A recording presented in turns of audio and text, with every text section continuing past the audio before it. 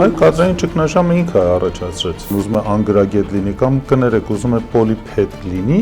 իրենց տվեց պաշտոններ, գերեվարված մեր տղաների, իրենց ազատ արձակելը շատ հեշտ էր։ Ինչպես։ Իրենք վարում են թուրքահաճո քաղաքականություն։ Քաղաքականությունը, որը անձը կվարեր, եթե ինքը լիներ թշնամի ազգի կամ թշնամի պետության ներկայացուցիչը մեր ժողովրդի մեջ։ Դուք ինձ թույլ եք տալիս, որ ես հարց ուղղեմ։ Դուք կարծում եք, որ նրանք ազգությամբ հայեր չեն։ Մեր այսօրվա որոշ օլիգարխներ, իրենք մեծ, այսպես ասած, վարկային գծեր ստացան գրեթե անտոկոս Թուրքիայի կառավարության կողմից։ Եվ այդ մարդկանցից կան մարդիկ, անձիկ, ովքեր այսօր խորհրդարանում են։ Նիկոլը իր վարած քաղաքականությամբ, իր մարդ տեսակով ինքը մարդ չի, ինքը մարդկային էակ չի։ Եվ այսօր անհետ կորած մայրերի առաջ ապրիլի 7-ով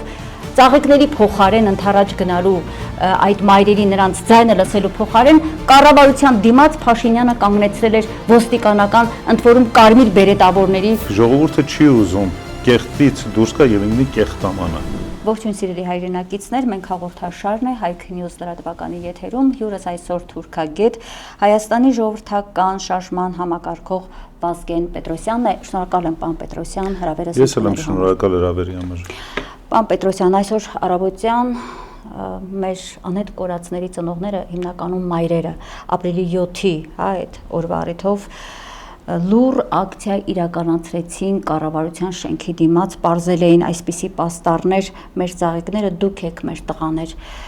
Ծնողները ահավոր հուզված են, սարսափելի իրավիճակ, իսկապես ցավ, տառապանք նրանց եւ խոսքում նրանց ուղղակի կարելի ասել այդ մարդիկ չեն ապրում։ Ցավը կրկնա եռապատկվում է, որովհետեւ անտարբեր այս իշխանության անտարբերությանը շատ հաճախ նաև ցինիկ հայտարարություններին դիմաց են կանգնած լինում մեր ծնողները, եթե իրենք պատասխան չեն ստանում, եթե արդեն 4-րդ տարին է նրանց գլխի տակ բաց է դրվում, 5-րդ տարին ստում են եւ այսօր ծնողները նաև այդ մասին են խոսում, որ մենք գիտենք, որ մեր որդիները ողջ են, գերեվարված են, բայց այս իշխանությունը մեզ պարտադրում է գնացեք եւ վերցրեք մասունքները որպես զոհվածների։ Դա ամենամեծ սարսափելի ցավն է ցանկացած ծնողի համար, ով ամեն րոպե սպասում է, որ իր որդին հետ է վերադառնալու։ Ինչ կասեք այս առնչությամբ։ Ի վերջո ինչ է կատարվում։ Այս իշխանությունը մատը մատին չի տալիս, թե գերիների պահով, թե անհետ կորածների ճակատագրի հետ կապված։ Կներեք, այս իշխանությունը որ հարցում է որևիցե քայլ կատարում։ Եթե մենք ուզենանք նայենք անկեղծորեն եւ անաչառ, կտեսնենք, որ այս իշխանությունը ոչ մի տեղ ոչ մի գործողություն չի իրականացրել եւ չի իրականացնում։ Դրա ամենավառ օրինակը 5-շաբթի օրը կառավարության նիստի ժամանակ Նիկոլի արարած հայտարարությունն է, որ Հայաստանում չկան մասնագետներ։ Կադրային ճգնաժամը ինքը առաջացրեց։ Վերջում ինչ որ 2018 թվականն կադրային ճգնաժամը այնպես չէր, ինչպես որ այսօր է, եւ իր վարած քաղաքականության հետևանքով, որ բոլոր ԿՊԱ-ները պետք է ստանան պաշտոն, եւ այդ պաշտոնին համապատասխան ուզում է անգրագետ լինի կամ կներեք, ուզում է պոլիփեդ լինի, իրենց տվեց պաշտոններ, որի արդյունքում հասանք այնտեղ, որտեղ որ այսօր է։ Այնինչ որ կատարվում է գերիների հետ եւ գերեվարված մեր տղաների, իրենց ազատ արձակելը շատ հեշտ էր։ Ինչպես։ Ցանկացած զինվորականի ասեք, ինքը 2 րոպեի ընթացքում ձեզ կբացատրի, թե ինչպես։ Կարելի էր գերեվարված ադրբեջանցիներ, որոնք 2022 թվականին մտել էին ջերմուկի դիրքերը, իրենց պահել եւ ասել մեր բոլոր գերիներին բաց թողեք, մինչեւ որ մենք հետ տանք սրանց։ Կամ թե չան 2 ադրբեջանցիներ, որոնք որ մտան Հայաստանի տարածքը եւ Սյունիքում սպանեցին 70 տարեկան տարիքով մի մարդու, ինչու իրենք հետ տվեցին։ Մենք ականատես ենք միակողմանի զիջումների այս հարցում։ Մենք ականատես ենք թուրքական երրորդ թուրքական իշխանությանը տարածաշրջանում։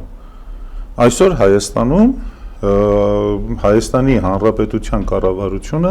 իր ամեն ինչով, իր գործունեությամբ, իր աշխատանքով, իր ամեն ինչով, իր վարած արտաքին քաղաքականությամբ, իր ազգային անվտանգության ծառայության վարած քաղաքականությամբ, բանակի վարած քաղաքականությունը եւ ամենտեղ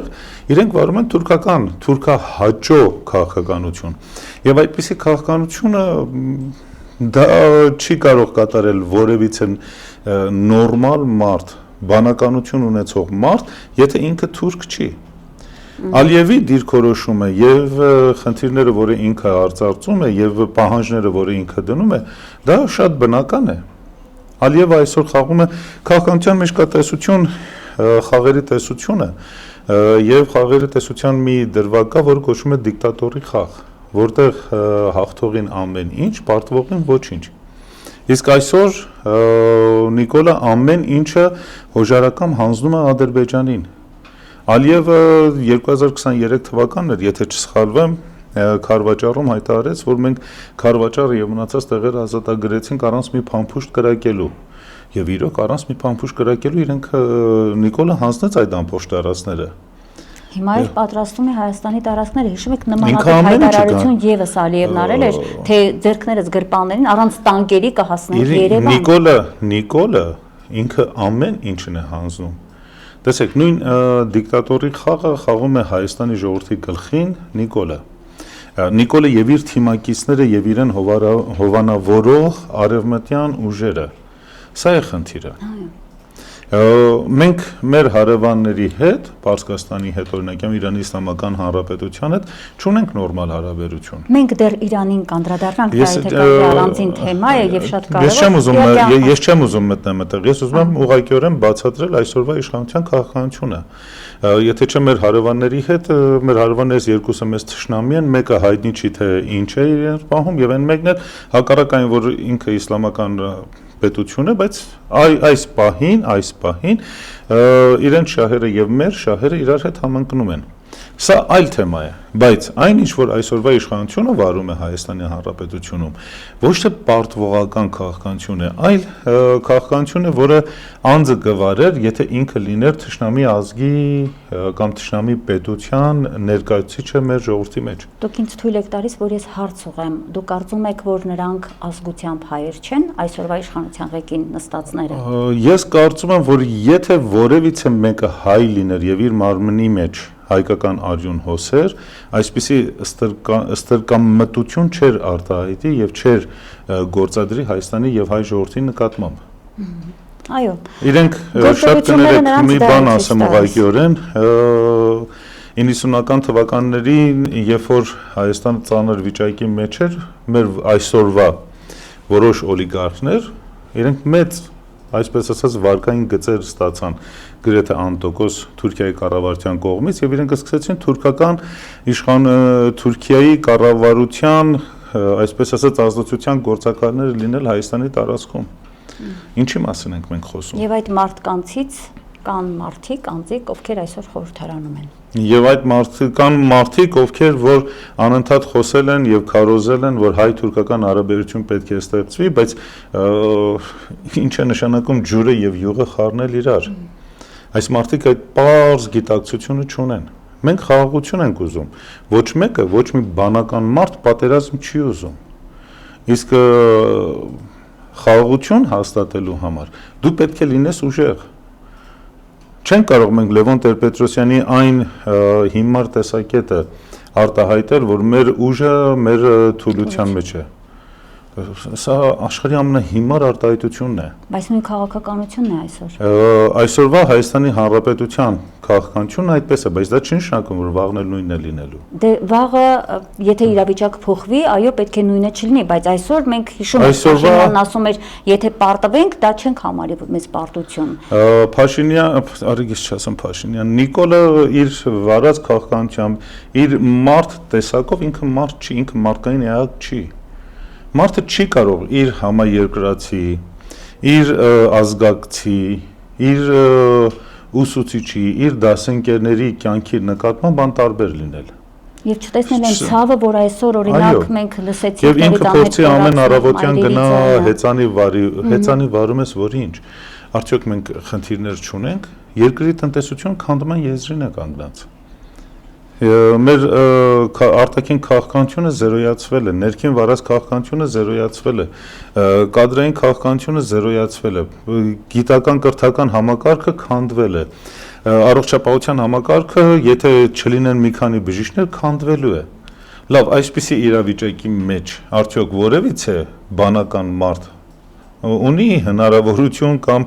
ցանկություն, որ գնա հեծանիվ քշի մի քանի ժամ եւ հպարտությամբ ասի 50 կիլոմետր հեծանիվ եմ քշել։ Դե դա ծաղր է բոլորիս։ Դա ծաղր է ժողովրդի նկատմամբ։ Դա ծաղր է։ Բոլոր համակարգերը ներողություն խնդրում քանդվում է, դուք հերթականությամբ թվեցիք, ուժեղանում է միայն մեկ համակարգ, ընդ որում ոստիկանական այն համակարգը, որը պիտի պաշտպանի իրեն, եւ այսօր անհետ կորած մայրերի առաջ ապրիլի 7-ով ծաղիկների փոխարեն ընթരാճ գնալու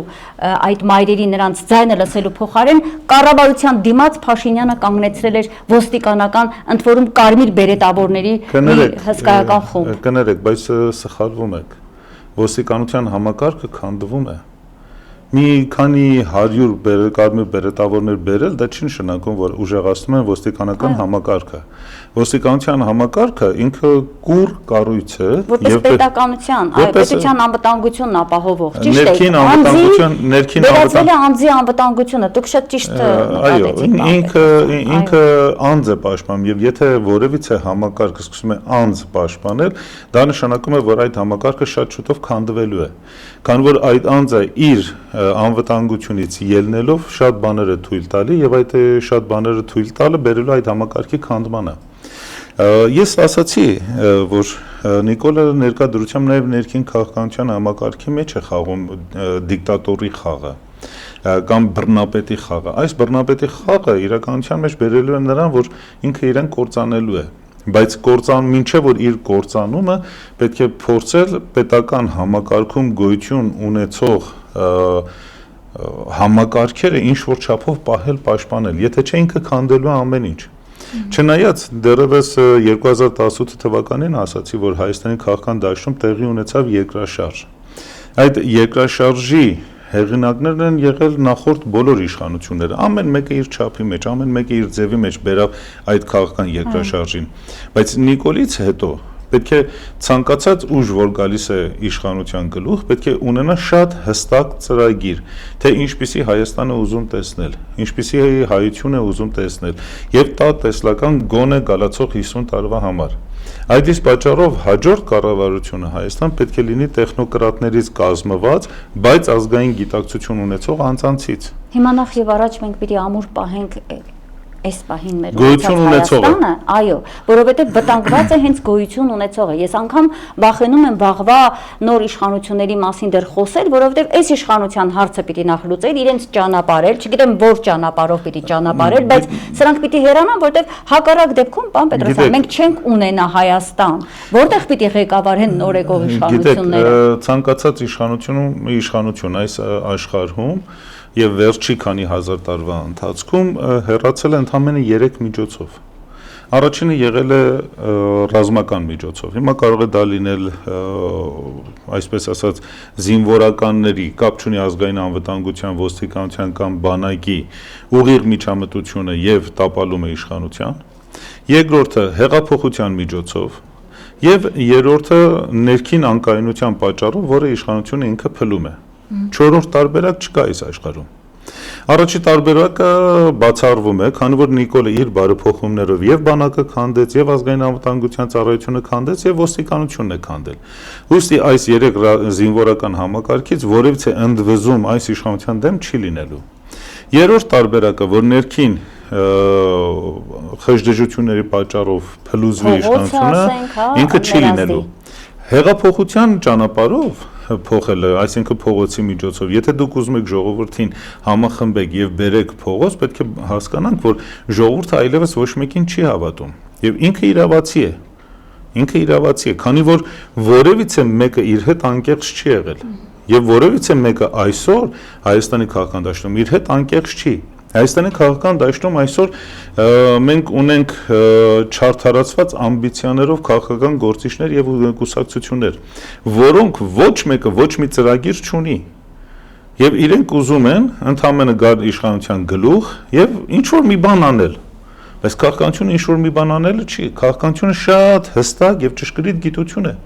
Դու չես կարող հանուն ինչ որ մի բան անելու, ասես ուզում եմ իշխանափոխություն անեմ։ Ո՞վ է ուզում իշխանափոխություն անի։ Սերժ Սարգսյանը, Ռոբերտ Քոչարյանը կամ մնացած կուսակցությունները, կներեք, ոչ մեկը չի ուզում։ Ոչ մեկը ցանկություն ձեռնտու չի, ոչ թե ձեռնտու չի, ոչ մեկը ցանկություն չունի այսօր իշխանափոխություն անելու, ոչ մեկը։ Եվ հիմնական պատճառը այն է, որ ոչ մեկը չունի ծրագիր Հայաստանի ապագայի նկատմամբ, ոչ մեկը չունի ծրագիր Հայաստանի արտաքին քաղաքականության նկատմամբ։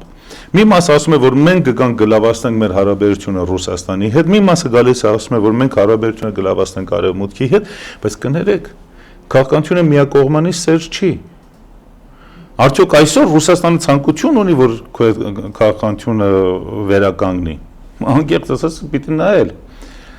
Այսօր մենք դարել ենք մի խաղաքարտ, որը սեղանի վրա ենք։ Եվ խաղաքարտի հետ խաղում են, հետո շպրտում են։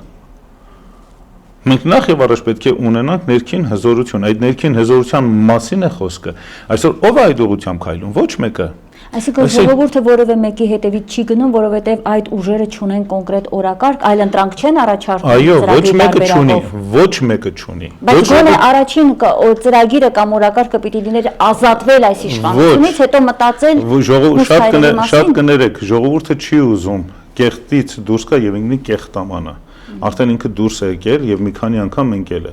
Հաջորդը չի ուզում։ Եվ եթե դուք չներկայացնեք որևիցե քաղաքական կուսակցություն կամ քաղաքական ուժ չներկայացնի հստակ եւ իրապաշտորեն ռեալիստական ծրագիր, ժողովուրդը իր հետևից չի գնա։ Ամենավառ օրինակը Գյումրիի ընտրությունները։ Ամենավառ օրինակը։ Ժողովրդի մեծամասնություն չմասնակցեց ընտրությունների։ Սա ժողովրդի անտարբերություն չի, այլ ժողովրդի բողոքն է։ Բայց ժողովուրդը բողոքեց։ Հասավ ժողովուրդը նրան, որ այլևս չունի քպեական, չի ունենա քպեական քաղաքապետ։ Ով էր ասում չի ունենա։ Ինչ է նշանակում, որ չի ունենա քպեական քաղաքապետ, երբ որ դուք ունեք Հայաստանում ՔՊ իշխանությունը։ Նկատի ունեմ Գյումրիում թիմ ընտրությունների մակարդակը չպարտվեց ՔՊ։ Բա ինչ է դա պարտություն։ Արդեն 20% ձայնը Սարիկ Մինասյանի արդեն 20% ձայնը, որ ինքը ապահովեց իր համար, դա նշանակում է, որ արդեն հաղթեց։ Իսկ ինչպես ապահովեց այդ կապ չունի ինչպես ապահովեց։ Էլ Ջավախից են մարդ բերել, էլ մոտիկ տարածքներից բերը գրանցել են 1 հոգու բնակարանի վրա 12 հոգի գրանցված եղել։ Այսինքն մենք գիտենք, չէ՞, այդ տեխնոլոգիաները։ Այդ տեխնոլոգիաները 30 տարի Հայաստանում կիրառվում են։ Կիրառվում են։ 96 թվականին Լևոն Տեր-Պետրոսյանը կիրառեց, հետո Ռոբերտ Քոչարյանը կիրառեց, հետո Սերժ Սարգսյանը կիրառեց։ Դժբախտաբար Տիգրան Մուկուչյանը լավ բան չսովորացրեց իրենից հետո գալացողներին։ Եվ սա ցավալի է, բայց հիմքը դրվել էր։ Հիմա այս ամբողջ համակարգը, եթե դուք ուզում եք նորից գնաք, այսպես ասած, ընտրությունների պարտվելու ենք։ Այսինքն մենք ուզում ենք մի խաղ խաղանք, որը նախապես արդեն հստակ ասում է, որ պարտություն ենք գրելու։ Հա, այդ մտայնությունը կա, այսինքն ասվում է, որ քանի որ Գյումրիում ժողովուրդը իր ձայնով տեղական տիմում, հա, իշխանափոխություն արեց, կարելի ասել, Սարիկ Մինասյանի փոխարեն այնուհանդերձ ժողովուրդը ուզում էր եւ արդեն Ղուկասյան, Մարտուն Գրիգորյան, հա, այդ դաշտը ամեն դեպքում հաղթեցին, հա, մյուսներն էլ միացան։ Հիմա նույնը հնարավոր է, ասվում է, որ համապետական ընտրությունների ժամանակ գնալ եւ սեփական քվեով իշխանափոխություն անել, սա իրականության հետ չի համապատասխանում։ Բացարձակապես։ Այսինքն մեր գլխի տակ նորից փափուկ բարձ է դրվում։ Այո։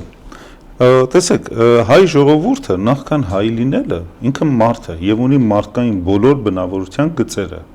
Մարդ արարածը ինքը սիրում է միշտ գնալ հաղթողի հետևից։ Հիմա կապ չունի այդ հաղթողը ով է, սատանան է թե ով է։ Եվ իր բնավորության համաձայն մարդը գնում է դրա հետևից։ Այդ իսկ պատճառով, եթե մենք տեսնում ենք իշխանություն, ժողովրդի մեծ մասը, քանի որ նա իշխանություն է կազմում, ինքը, այսպես ասած, ինքնաբերաբար ավտոմատ կերպով գնում է եւ ձայնը տալիս է իրեն, քանի որ ինքն է ուժեղը։ Այսօր եթե ընդդիմադիր դաշտը ունենար մի թեկնածու եւ բավականին ուժեղ գար դաշտ, այսինքն ունենար հստակ ծրագիր, հստակ ռազմավարություն եւ հստակ մեթոդաբանություն, թե ինչպես է անելու ամեն ինչը, եւ ժողովուրդ տեսներ, որ մյուս կողմը կազմակերպված կուռ կառույց է, կգնար իր հետևից։ Բայց ընդդիմադիր դաշտը բաժանվեց 4 մասի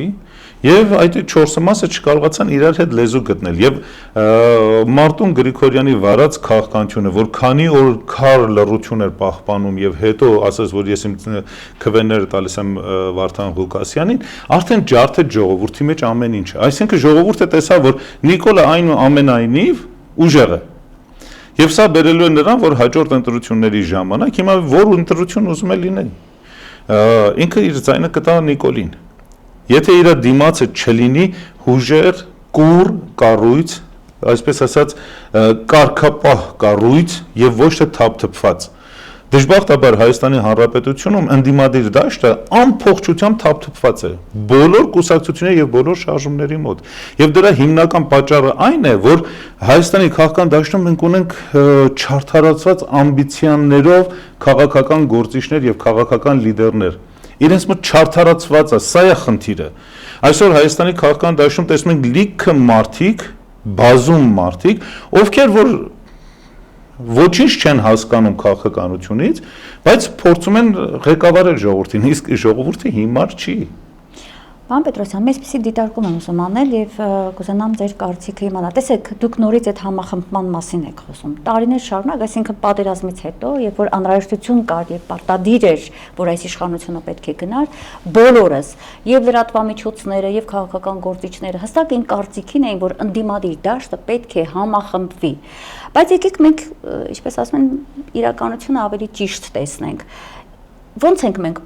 պահանջում կամ պատկերացնում համախմբում եւ այդ ընդդիմության հատվածում լրջագույն հակասություններ կան այդ անձերի մեջ, հետեւաբար որքանով է ճիշտ անընդհատ այդ մեթոդը առաջ մղել, մինչեւ չլինի միասնական տեխնացու, հաղթանակ չի լինի, մինչեւ ընդդիմությունը չմիավորվի, հաղթանակ չի լինի, ընդդիմությունը չի միավորվելու։ Մենք տեսանք, չէ, երկրորդ եւ երրորդ նախագահների թիմերի արճակատումը, որ արդեն բացահայտ է տեղի ունենում։ Կնշանակի մենք գուցե պետք է սկսենք այլ բանալի փնտրել խնդրի լուծման, ոչ թե համախմբում միտեղ որտեղ չի լինելու։ Ուրեմն ինչ սին այսպես բաների վրա ենք, հա, հույսերի վրա ենք մենք մեր ցանկությունները կառուցում։ Չի լինելու այդ համախմբումը, չկա այդ միասնությունը, չկա վստահություն այդ թիմերի առաջնորդների նաև միջև։ Մոտ 2 ամիս առաջ մենք նախաձեռնեցինք մի գործընթաց, որի արդյունքում հանդիպեցինք բոլորի հետ։ Բացարձակ բոլորի հետ, քաղաքական դաշտում գոյություն ունեցող բոլոր, չասեմ բոլոր կուսակցություն, քանի որ անիմաստ է, այն մարդկանց հետ, ովքեր որ ունեն քաղաքական դաշտում ազդեցություն։ Եվ այդ հանդիպումների ժամանակ մենք արծարծում ենք հետևյալ հարցը, որ այսօր նույն Միացյալ Նահանգների կառավարությունը ապացուցեց, որ իրենք տարբեր մեթոդներով եւ USAID-ի եւ NDI-ի եւ տարբեր կառույցների միջոցով իրենք միջամտել են եւ կազմակերպել են գունավոր հեղափոխություններ աշխարհի տարբեր երկրներում։ Հայաստանի Հանրապետության կուսակցության մասին օրենքում կա հստակ մեկ կետ, որ դրսից եկած բոլոր գումարների մասին իրենք պետք է տեղեկատվություն տրամադրեն պետությանը, կառավարությանը ամեն տարի։ Մենք առաջարկեցինք, որ արեք այս կետը տարածենք նաև զանգվածային լրատվամիջոցների եւ հասարակական կազմակերպությունների վերաբերյալ։ Ու գիտեք ինչ ստացվեց։ Ոչ մի կուսակցություն, այդ թվում նաև ազգային ժողովում գոյություն ունեցող կուսակցությունները եւ խմբակցությունները ցանկություն չունեցան այս կետը տանել առաջ։ Եվ հետաքրքիր մի պատկեր ստացվեց։ Նրանք, ովքեր որ ժամանակին գումարներ են ստացել արևմուտքից, իրենք համաձայնություն տվեցին, որ այդ գործում օգնել։ Բայց նրանք, ովքեր որ այսպես ասած չակերտավոր ռուսամետ են, արևելյան կողմնորոշում ունեն, կամ չգիտեմ, իրանական կողմնորոշում ունեն, կամ այսպես ասած ընդդիմադիր դաշտին են պատկանում, ոչ մեկը ցանկություն չունեցավ այդ գործընթացի մեջ մասնակցել։ Մասը ինչպես եք մեկնաբանում այս երևույթը։ Ես ժամանակին ասել եմ, Արևմուտքը Հայաստանի Հանրապետությունում գնել է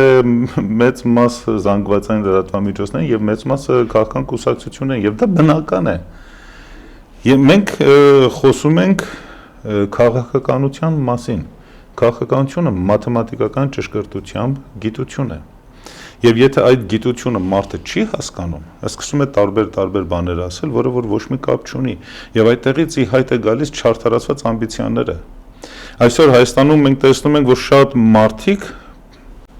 չակերտավոր ասած, փորձում են զբաղվել քաղաքականությամբ, բայց իրենք դառնում են քաղաքական խաղաքարտ։ Գիտակցաբար կամ անգիտակցաբար։ Սա սարսափելի քաղաքականությամբ զբաղվելը դարձել է փող աշխատելու Ես արդեն այդտեղ էի ուզում գայի, որ իրենք դա դարձել են փող աշխատելու միջոց, իսկ ժողովուրդը հիմար չի։ Ամբողջ Հայաստանը այսպես է, ձեռքի մեջ է։ Ում մասին ուզենակ, որ իմանաք, թե ինքը ինչով է շնչում, որտեղից է իր գումարները հայթայթում, 5 րոպեի ընթացքում կարող եք իմանալ։ Ում ձեռքի մեջ է արևմուտքի։ Ոչ միայն արևմուտքի, նաև մեր հայ ժողովրդի, բոլորս տեսնում ենք իրար։ Եթե ես մեկին չգիտեմ, կարող եմ զանգել ձեզ կամ մեկ ուրիշ լրագրողի կամ մեկ ուրիշ ընկերոջը եւ 5 րոպեի մասին այդ մարդու մասին տեղեկություն, փոքր երկիրը, փոքր ժողովրդով։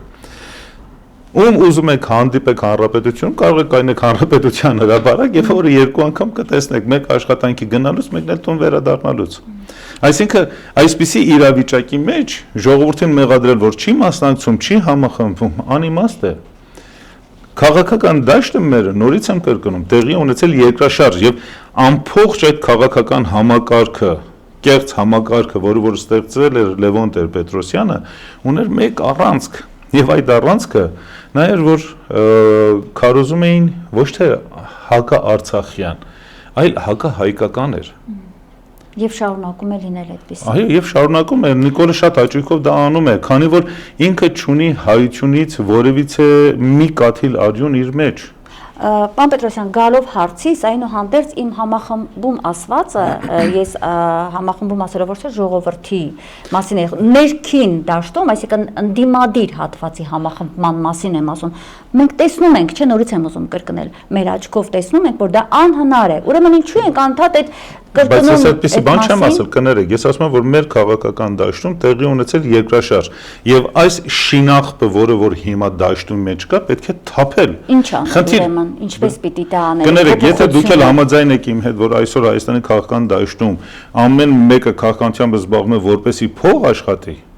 իսկ այն քաղաքական կառույցները, որոնք որ փող չեն ստանում ոչ մեկից, այլ իրենք իրենց միջոցներով ունեն, որոնց թիվը շատ քիչ է Հայաստանում, բայց այնուամենայնիվ կան,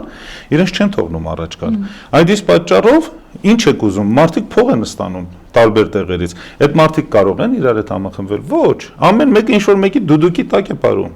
Կամ ամեն մեկ չգիտեմ ումի գիտարի տակ է ապարում։ Բա ոնց է պատկերացնում այս իշխանության հեռացումը, դուք իհարկե երեք կետեր ասացիք, բայց 4-րդը կարելի է ավելացնել, օրինակ խոսում է իմպիչմենտի մասին։ Ով պիտի իմպիչմենտ հայտարարի։ Չգիտեմ, երևի դե բնականաբար ըստ օրենքի խորհրդարանական ընդդիմադիրները, որոնք համառորեն չեն հայտարարում այդ մասին մի քանի տարի է։ Իրենք ցանկություն չունեն հայտարարել։ Ես բերեմ ամենապարզ օրինակը ձեզ։ 2022 թվականի սեպտեմբերի 19-ին, երբ որ բախումները տեղի ունեցան Արցախում, հաջորդ օրը մենք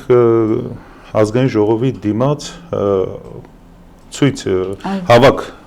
հայտարարեցինք եւ ժողովուրդը լայն մասշտաբով եկավ եւ մասնակցեց։ Եվ դուք էլ ակտիվ դերում եք, եթե չեմ։ Այո, այդ ամբողջը 4 հոգով կազմակերպեցինք, 4 հոգով ընդամենը։ 4-ից 2-ը շատ արագ անհայտացան, մեկը վիրավորվեց եւ մենակ մնացի ես։ Եվ որը անդադ բեմի վրա էի, բայց հետո եկան պատգամավորների կողմից պատվիրարկություն եւ առաջարկեցին, որ արեք բեմը տվեք մեզ եւ դուք իջեք, մենք մնացած գործը կանենք։ Երբ որ ասեցի չէ, իրենք կազմակերպեցին Արցախում ազգային ժողովի դարպասների վրա։ Հետո երբ որ անցավ կեսգիշերվա մոտերանք, եկան եւ հայտարարեցին, որ ուզում են իմպիչմենտ հայտարարեն։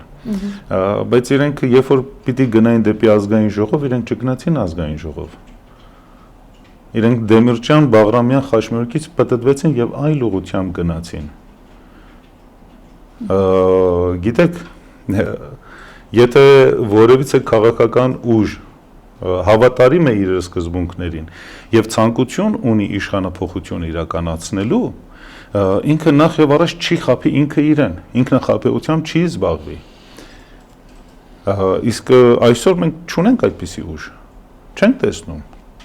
Եվ պատճառը շատ պարզ է, բոլորը ֆինանսավորվում են դրսից։ Ուրեմն մեր ակնկալիքները ընդդիմությունից 0 է, 0 պետք է լինի, որովհետեւ ինչ պիտի անի, տեսեք, այսօրվա ընդդիմությունը Հայաստանում ծառայում է միայն մեկ բանի համար, երբ որ ժողովրդի մոտ կուտակվում է, այսպես ասած, պայթյունավտանգ իրավիճակ, գոլորշի է կուտակվում, այդ գոլորշին թողնելու համար։ Դա նշանակում է ծառայել իշխանությանը։ Կներեք, իրենք էլ են դրսից փողը ստանում։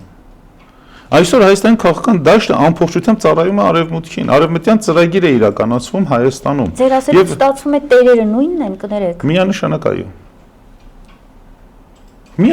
այո։ Բա ո՞րն է լինելու ելքը այս վիճակից։ Ելքը ասեմ, այս քաղաքական շինախը պետք է թափել։ Եվ այդ թափելը ժողովուրդը ինքը ի վիճակի է անելու։ Պարզապես ժողովուրդը առանց առաջնորդի։ Չէ, աշխարհում ոչ մի գործընթաց առանց առաջնորդի չի լինում։ Պետք է Հայաստանում ստեղծվի, պետք է առաջ գա այդ առաջնորդը։ Իսկ առաջնորդները չեն ծնվում մեկ օրվա ընթացքում։ Ժողովուրդը միանգամայն 100%-անոց չի վստահում որևիցե մեկին եւ առաջ գնում։ Ժողովուրդը մեկ անգամ բազում անգամներ, բայց մեկ անգամ ակնհայտորեն այդ սխալը թույլ տվեց եւ բերեց Նիկոլին։ Եվ արդյունքը եղավ այն, ինչ որ այսօր տեսնում ենք, այս ողբերգությունը 5000 զոհ, 11000 վիրավոր եւ կորցրած Արցախ։ Եվ բացի այդ անվանում է հայ ժողովրդի եւ Հայաստանի Հանրապետության անվտանգության կորուստը։ Լավ, այսպիսի իրավիճակում դուք ուզում եք որ ժողովուրդը նորից հավատա, ոչ, չի հավատա։ Ինչ են, մեզ պետք անդրանիկներ, նժդեհներ։ Ոչ անդրանիկներ, ոչ նժդեհներ, այլ մարդիկ, ովքեր որ հասկանում են ինչ է քաղաքականությունը, ովքեր ունեն հստակ ծրագիր։ Կան այդ մարդիկ։ Հաստատ կան։ Ուղղակի խոչընդոտում են իրենց ավելի ակտիվ։ Միանշանակ այո։ Լավ, ստացվում է մենք փակուղում ենք։ Չէ, փակուղում չենք։ Կներեք, ջուրի դիմաց էլ երբ որ փորձում են պատնեշները ստեղծեն, ջուրը գտնում է իր ճանապարհ եւ դուրս է գալիս։ Ճիշտ է, դանդաղությամբ, բայց ինքը դուրս է գալիս։ Վախենամ մինչև դուրս գալը մենք պետականություն կորցնենք։ Չէ, մենք չենք կորցնում մեր պետականությունը։ Մենք չենք կորցնում մեր պետականությունը, մենք գիտեք ինչպես է մեր վիճակը, ես անգամներ ասել եմ եւ այդ օրինակը բերել եմ, մեր վիճակը նման է այն անձի, ով որ այսպես ասած դիաբետային շոկ է տանում։ Դիաբետային շոկը շատ նման է ուղեղի կաթվածին իր արտաքին դրսևորումով։ Բայց դիաբետային շոկը ինքը անցնում է, երբ որ մարմինը կարողանում է կարգավորել ներսի բոլոր բաները եւ շաքարի կարգավորումն է տեղի ունենում եւ մարդը արտանում է եւ կարողանում է դուրս գալ այդ վիճակից։ Մենք հիմա այդ դիաբետային շոկի մեջ ենք։ Մենք շատ երկարում է այդ շոկը։ Այո, այսպեսի ընդդիմություն եւ այսպեսի իշխանություն ունենալով եւ մեկը մյուսի հետ պասերով խաղալով այդպես է լինում։ Ուրիշ ձև չկա։ Տեսեք, դա նման ազնիվ հայերը կհամախմբվեն։ Իրենք իրար գտնում են եւ համախմբում են, իրենք լուր են զարգանում եւ լուր են գնում առաջ։ Տեսեք, երեխան ծնվում է 9 ամսվա ընթացքում։ Եթե արտաքին միջամտություն չլինի, ինքը 6 ամսեկանում կամ չի ծնվի, 7 կամ 8-ը արդեն ինքը մահանալու է հետագայում։ Փաստորեն այդ ծննդին արհեստականորեն առայսօր խանգարել են, հուսանք որ սրանից հետո։ Չէ, իրենք էլի խանգարելու են։ Եթե կարծում եք չեն խանգարելու, սխալվում եք։ Իրենք փող են ստանում, իրենք այսպես ասած շնչում են եւ իրենց գոյությունը պահպանում են հենց խանգարելով։ Այդ ընդդիմությանը ձեռնտու է 2026-ին Նիկոլ Փաշինյանի հետ գնալ այսպես նորից ընտրությունների, ինչը եղավ 21 թվականին, հայտարարեցին, հաղթելու ենք գնացին եւ տեսեք 21 թվականին բավականին ակտիվ հանդիպում ունեցա շատ-շատերի հետ եւ ասացի, որ այսօր եւ իմ ելույթների մեջ էլ էի ասում, որ չի կարելի գնալ այն իշխանության այդ ընտրության, որը տանուլ է տվել ամեն ինչ եւ չի պիտի գնային։ Իսկ իրենք գնացել են խորհրդարան եւ իրենք իրենց վարած քաղաքականությամբ, իրենք իրենց տված ձայներով իրենք օրինականացրեցին Նիկոլին։ Այո։ Իրենք օրինականացրեցին, իրենք ուրիշ ոչ մի խնդիր չունեին։ Եվ եթե իրենք խոսքս երկու նախկին նախագահների մասին է, Սերժի եւ Ռոբերտի, եթե իրենք այդքան գիտակցությունը չունեին, ել իրենցից ինչ նախագահ, ել իրենցից ինչ լիդեր, իրենցից ինչ ղեկավար, իրենցից ինչ ընդդիմություն, եթե ամենատարրական գիտակցությունը չեն ունեցել, իրենք նորից են ուզում գալ իշխանության գլուխ։ Հանն անկեղծության չեմ կարող չասել, որ հանրապետականները ամեն դեպքում չէին ուզում, Սերժ Սարգսյանն ասում էր ճիշտ չէ մասնակցել, Ռոբերտ Քոչարյանը առաջինը հայտարարեց, հիմա եւս վերջերս ասուլիս հրավիրեց հունվարին, դարձյալ ասեց պատրաստ են մասնակցելու ընտրություններին։ Գիտեք, Ռոբերտ Քոչարյանը դժբախտաբար չկարողացավ դաշտային հրամանատարի մակարդակից ինքը բարձրանա։ Եվ ինքը մնաց նույն դաշտային հրամանատարը եւ ոչ ավել։ Ինքը թող ինքը իրեն հարց տա,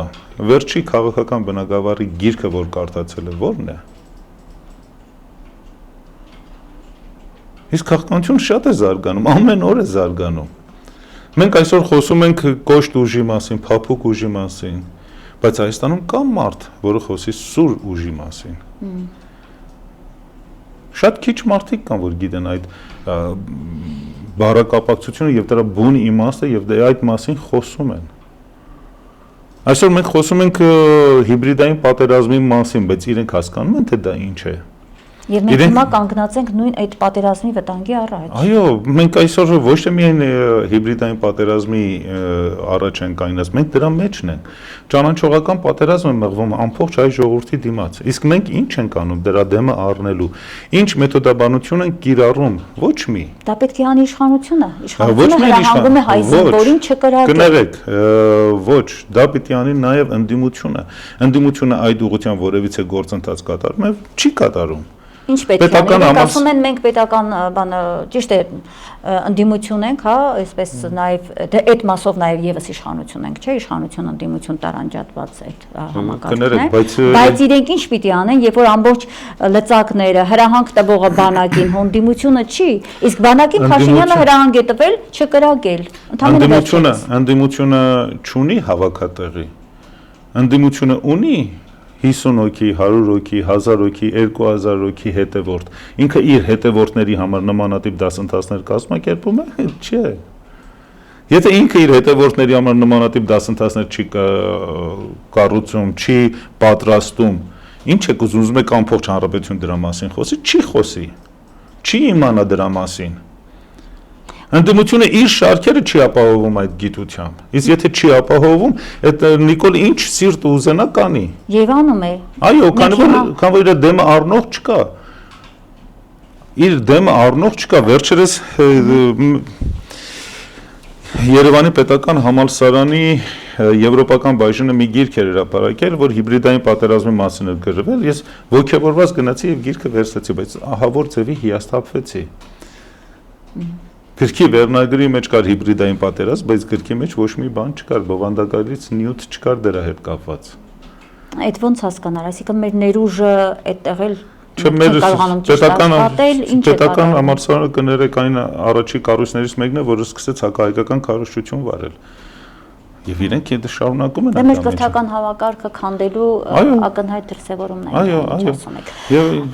Եվ սա է խնդիրը։ Պարոն Պետրոսյան, տեսեք, Ադրբեջանի պաշտպանության նախարարը Հասանովը խորհրդակցություն էր վերջերս հրավիրել ու ասում է աշխարհին իլուր, հա, ասում է հայկական կողմից հրադադարի խախտման փաստեր կան, խոսում է այդ փաստերի մասին, ասում է հետախուզական թռիչքներ են հայերը իրականացնում եւ մենք տեսնում ենք արդեն բավական երկար ժամանակ է Ադրբեջանը տեղեկատվական քարոզչական դաշտում աշխարհին իլուր հայտարարում է, որ Հայաստանը պատրաստվում է, իրենք զինվում են Ադրբեջանի վրա հարձակվելու համար։ Պատերազմական իրողությունների նախաշեմին գտնվող պետությունների մեջ, եթե նման տեղեկատվական քարոզչություն է դուրս գնում եւ մենք տեսնում ենք նաեւ Հայաստանից էլ լսում ենք Փաշինյանի խոսքը չկրակել, որևէ քայլեր չանել, հա ուղղված բանակին հայտարարություն արեց ինքը կառավարության նիստի ժամանակ։ Ինչ է սա նշանակում։ Ինչ է կատարվում։ Տեսեք, նորից եմ ասում, ինչ եք ուզում մի կառավարությունից, որտեղ որևիցե հայկական շունչ կամ հայկական արյան մի կաթիլ գոյություն չունի։ Սա պիտի լինի։ Այսինքն կներեք, հա, ես ուզում հասկանալ, պարոն Պետրոսյան, կներեք, ուզում են սրանք մեզ տանել նոր պատերազմի, նոր զոհեր, նոր տարածքային կորուստներ եւ ասեն դե պատերազմը եղավ, պարտվեցինք, բացում են դռները թշնամու առաջ, չպատրաստելով մեզ պատերազմի։ Տեսեք, քիչ առաջ խոսեցի խաղերի տեսության մասին քաղաքականության մեջ եւ ասացի, որ Ալիևը եւ Ադրբեջանը ու նաեւ Թուրքիան կիրառում են դիկտատորի խաղը, որտեղ հաղթողին ամեն ինչ, պարտվողին ոչինչ։ Այսօր Նիկոլի վարած քաղաքականության արդյունքում այն ինչ որ տեղի ունեցավ 2020 թվականին, դեռ հոկտեմբերի 3-ին, երբ ինքը հրամանագիր ստորագրեց, որ Հայաստանից որևիցե ռազմական օժանդակություն չլինի Արցախի հանրապետությանը, 2020 թվականի հոկտեմբերի 3-ի մասին եմ ես խոսում։ Այսինքն մինչև որ նոյեմբերի 9-ը դեռ մենք ունենք եւս 36 օր, 37 օր։ Ինքը այդպիսի հրամանագիր ստորագրեց, ինքը այդ օրվանից արդեն վճռորոշեց Հայաստանի կործանումը։ Կամ դեռևս 2020 թվականի օգոստոսի 1-ին, երբ որ հապկից դիմեցին Հայաստանին եւ առաջարկեցին, որ համատեղ զորավարժություն անցկացնեն Հայաստանի տարածքում սեպտեմբերի 15-ից մինչեւ հոկտեմբերի 15-ը 2020 թվականի, այսինքն պատերազմից ընդամենը 12 օր առաջ սկսեն զորավարժությունը եւ Նիկոլը հրաժարվեց այդ ամեն ինչից, պատճառը բանելով կոവിഡ്ի տարածումը Հայաստանում, ինքը հստակորեն տան վարում է մի քաղաքական գիծ եւ այդ քաղաքական գիծը կոչվում է Հայաստանի Հանրապետության եւ հայ ժողովրդին ոչնչացնել։ Այսպիսի կառավարությունից դուք ինչ եք սպասում։ Հասանովը հաղթել է պատերազմում եւ ուզում է ստանալ ամեն ինչը եւ Նիկոլը հոժարական տալիս է, սիրով տալիս է։ Այսպիսի իրավիճակում ինքը պիտի հիմար լինի, որ չվերցնի։ Իհարկե։ Այո։ Մինչև վերջ։ Այո, ինքը մինչև վերջ կփոկի։ Իսկ Նիկոլը որպեսի իր բռնապետիկական աթոռը պահպանելու համար ինքը կտա ամեն ինչ։ Այո։ Պարոն Պետրոսյան, ես այսօրվա թեման շարունակելով այն ինչի մասին մենք խոսեցինք մեր անհետ կորածների մեր մայրերի այդ դաժան իրավիճակը, հա, որ նորից գնում են կառավարության դիմաց կանգնում, խնդրում են։ Ես այս ֆոնին տեսեք ինչ հարց եմ ուզում հիմա ձեզ ուղղել, տեսեք իշխանությունը Ադրբեջանի բազմաթիվ 17 կետեր եւ երևի ավելին, վստահ եմ ավելին, այդ կետեր կան, որոնց մենք տեղյակել չենք, բայց կետերից մեկն էլ եւս ընդունեց, դա հետեւյալն էր միջազգային հարթակներից, հա, հայցերի հետ կանչ Ադրբեջանի դեմ ուղղված հայցադիմումների վերցնելու մասին է պատրաստվում, պայմանավորվել է, որ դա էլ է բավարարելու Ադրբեջանի այդ պահանջն էլ է բավարարելու։ Ինչ է կարծում, եթե նա գնում է այդ պահանջի բավարարման, ինչ է ստացվում եւ իդեպ այսօր առնետ կորածների ծնողները հասկացվում էր, որ այդ վախը կար արդեն իրենց մեջ։ Ինչ է կատարվելու մեր գերիների, մեր անհետ կորածների ճակատագրի հետ։ Դրա զուգահեռ մենք այսօր լսեցինք ադրբեջանցի բլոգերի, այդ Քամիլ Զեյնալին հայտարարել է, թե Հայաստանը դադարեցրել է իր դեմ միջպետական հետախուզումը։ Ուզում ես ամբողջը մի հատ հասկանալ, հա, ինչ կկատարվի, եթե մենք այս ընդ որում սա այն մարդն է, ով հրապարակավ հայ ծերունուն գլխատեց, մորթեց եւ այդ նկարը տարածում էր եւ հրճվանքով տարածում էր ամբողջ սոցցանցերով։ Այս մարդու հետախուզումը դադարեցված է Հայաստանի կողմից, հայցերը հետ են վերցնում, ինչ ճակատագիր է սպասվում մեր գերիներին, մեր անհետ կորածներին։ Նորից ստիպված եմ Նիկոլի վարած քաղաքականությունը բացատրել խաղերի տեսությունով։ Կներեք, որ այսքան նորից ես անդադ հետ եմ վերադառնում, բայց պետք է հասկանալ, թե դա ինչ է անում։ Նիկոլը սրում է իրավիճակը, ասում է, որ այ տեսեք, եթե մենք չստորագրենք խաղաղության պայմանագիրը, արհեստականորեն է սրում, որ եթե մենք չստորագրենք խաղաղության պայմանագիրը եւ չգնանք չակերտավոր խաղաղության դարաշրջան, Ադրբեջանը հարձակվելու է մեր վրա։ Եվ իրենք հասարակությանը կամաց այդ ուղղությամբ տանում են, իրականջը լցնում են եւ հասարակությանը այդ ուղղությամբ սկսում են քարոզչություններ տանել։ Եվ վերջի պահին ասում են, գիտեք ինչ, մենք մեր բոլոր հայցերը հետ ենք վերցնում։ Եվ երբ որ ասում ես, որ բոլոր հայցերը հետ են վերցնում, այդ թվում մի էդից, որ ռազմագերիների եւ մնացած խնդիրները հետ վերցնելը բերելու է ինչի հակասություն հասարակության մեջ նրանք ովքեր որ ռազմագերիներ ունեն որոնք մի քանի 100 հոգի են իրենց ծնողները ասել են որ մի հետ վերցնի իսկ մի ուրիշ զանգված ասել է որ եթե հետ չվերցնի պատերազմ է լինելու այո Տեսեք, ինքը հակասություն է մտցնում, հասարակության մեջ ստեղծում է հակասություն, այսինքն պառակտում է հասարակության եւ այդ պառակտման արդյունքում ինքը երկարացնում է իր իշխանությունը։ Այստեղ շատ པարզ խաղ է խաղում ինքը։ Շատ པարզ եւ այս པարզ խաղի արդյունքում մենք դուք ասում եք ինչ կլինի մեր գերիների հետ։ Ինչ են անում ադրբեջանցիք Հայաստանի տարածքում։ Ինչ են անում ադրբեջանցիք Արցախի տարածքում, ոչնչացնում են բոլոր հայկականությունը, ոչնչացնում են հայկական մշակութային արժեքները։ Նույնն էլ անելու են մեզ հետ։ Այսինքն Արցախի սցենարը պատրաստում են կրկնել Արցախի կատարված հայաթափման եւ հայկական մշակույթի եւ արժեքների ոչնչացումը Նիկոլի եւ Ալիևի եւ Էրդողանի երազանքն է, որը իրենք իրականացնում են։ Եվ այսպիսի իրավիճակի մեջ սպասել, որ Նիկոլը ինչ-որ մի բան է անելու ի օգուտ հայության, սխալվում եք։ Այսինքն այդ սցենարը թշնամու այդ օրակարգը կարող է կանգնել միայն մեկ դեպքում, եթե Հայաստանում տեղի ունենա իշխանափոխություն եւ հեռացվի Փաշինյանը, ընդ որում իր թիմով, ոչ միայն ինքը, այդ ամբողջ այդ ստեղծած ԿՊ-ական ցանցը։ Տեսեք, Հայաստանում իրավիճակը կարող է փոխվել, երբ որ Հայաստանում ի հայտ գան նոր ռազմաքաղաքական էլիտա, նոր։ Եվ այս ռազմաքաղաքական էլիտան հստակ տեսլական ունենա ապագա Հայաստանի մասին։ Եվ ոչ միայն Հայաստանի, այլ նաև Սփյուռքի ներգրավվածությունը Հայաստանի Հանրապետության կյանքի մեջ։ Քանի որ Հայաստանը եւ հայ ժողովուրդը բոլորը մի օրգանիզմ են։ Շատ էլ որ այդ մարդիկ Հայաստանից դուրս են ապրում, բայց դա չի նշանակում, որ իրենք այդ օրգանիզմի մի մասը չեն։ Իրենք այդ օրգանիզմի մի հատվածն են։ Պարզապես այս իրավիճակը փոխելու համար խելացի եւ հայրենասեր մարդկանց միավորումը քիչ է։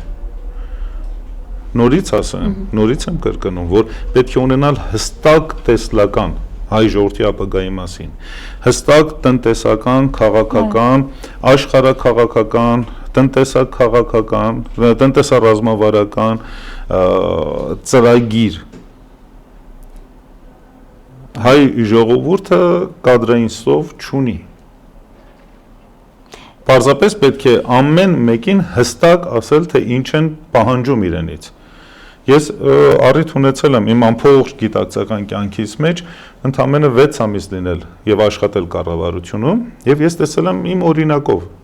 Երբ որ բոլորին հավաքեցի եւ ասացի, որ մինչեւ իմ հետ աշխատելը, ինչպես աշխատել եք, ինձ չի հետաքրքրում, բայց ինձանից հետո այս է լինելու ձեր առաջադրանքը։ Եվ մարդիկ շատ հստակ աշխատեցին եւ տվան հսկայական արդյունք։ Պարզապես ամեն մեկի դիմաց պետք է դնել իր պատասխանատվությունը։ Նիկոլը եւ նախքին բոլոր իշխանությունները, վարչապետներով, նախագահներով հանդերձ, իրենք անպատասխանատվությունը զարգացրեցին Հայաստանը։ Հայաստանը դարձրեցին մի պետություն, որտեղ որ ոչ մեկը ոչ մի բանի համար պատասխան չի տալիս։ Եվ այսօր էլ, երբ Նիկոլն ասում է, որ կադրային սով կա Հայաստանում, ոչ, Հայաստանում կա պատասխանատվության սով։ Նիկոլը ինքը պատասխանատու չի իր արածների եւ ասածների համար, նախարարը պատասխանատու չի իր արածի եւ ասածների համար, փոխնախարարները նույնպես։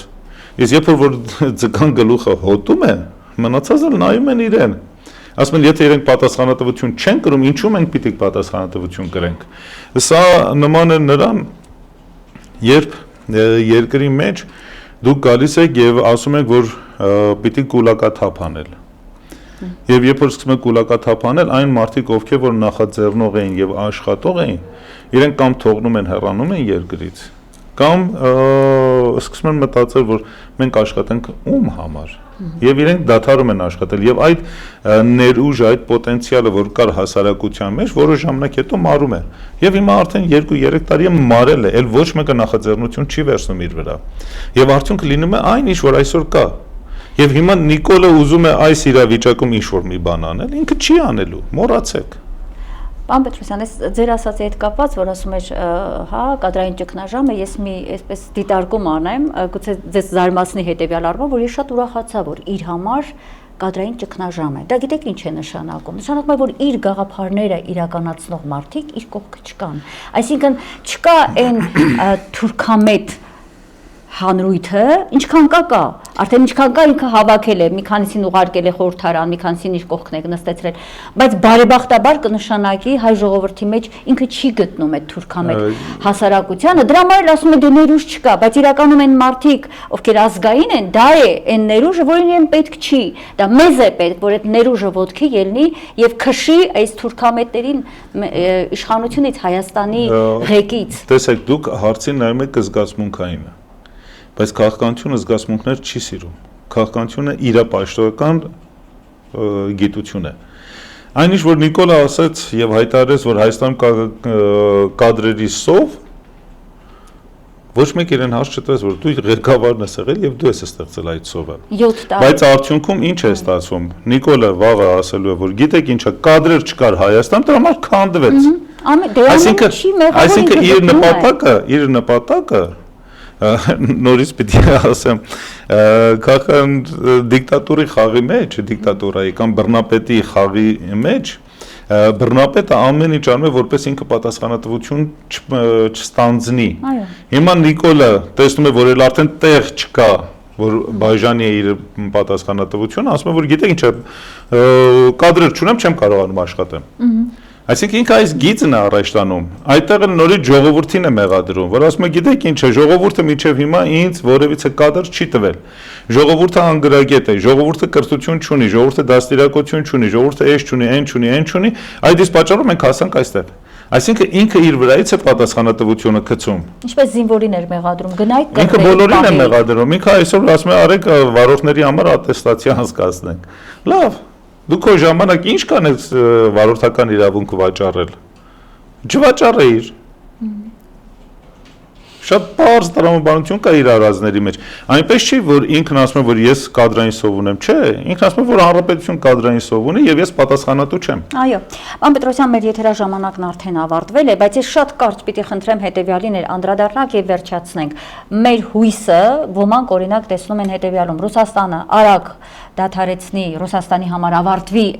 այն պատերազմը, որի մեջ իրեն մցրեց Արևմուտքը, Ռուսաստան, Ուկրաինա, հա, այդ առճակատումը, եւ ի վերջո Ռուսաստանը դեմքով շրջվի դեպի հարավային Կովկաս եւ հիշի իր դաշնակցին